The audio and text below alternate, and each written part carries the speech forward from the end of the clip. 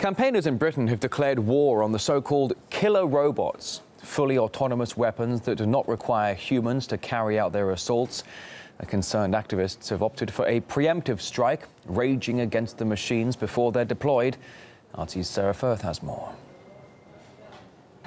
So perhaps not the most usual sight on the streets of London, but this guy here is actually carrying quite an important message. He's here for the launch of the Stop the Killer Robots campaigns, and groups including activists and pressure groups have converged in London to launch the campaign calling for a preemptive ban on fully autonomous weapons. Well, to tell us more about this, I'm joined by Steve Bruce from Human Rights Watch. Steve, thank you very much for joining us.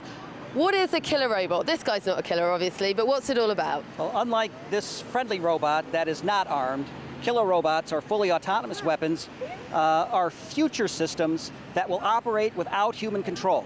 This is the scary part. You're taking the human out of the loop. You'll allow the robots, the machines, to make decisions about what to target on the battlefield and when to pull the trigger. No human involvement. And obviously it's gaining a lot of interest. This is obviously what you want, people picking up the message. What information do you want to get out there? What do we not know about? Because a lot of people say this is advancing technology and it's all good. We're not against technology. We're not against robotics. We're not against the movement towards greater autonomy in robots. What we want to stop are armed systems, killing systems that have full autonomy, where you take the human out of the loop always, in every case. What has to be the fundamental principle is that a human must always be meaningfully involved in the control over decisions to launch weapons and what to fire at. It might all sound a bit Hollywood, but it's not as far off as you might think. Many campaigners feel a science fiction-like arms race is already quietly getting underway, with developers standing to make huge amounts from lucrative deals.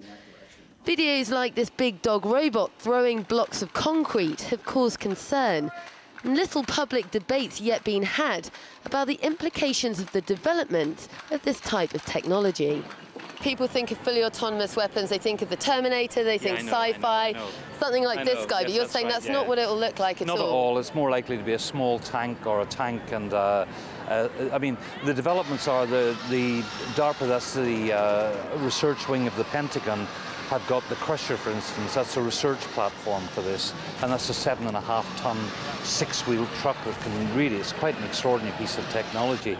They also have a project which has got developed an autonomous submarine that can hunt other submarines. That's in phase 2 of testing, and then there's planes in the air as well. It's not legged robots. They kind of would fall over in a battlefield. And this is being launched in London. Yes. How big a role does the UK have to play in comparison to, say, the US in sort of leading the way with this?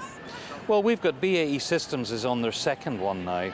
We've got something called the Tyrannus that's going to be tested this year in Australia. It's about a year and a half behind development, but that's a fully autonomous intercontinental combat aircraft.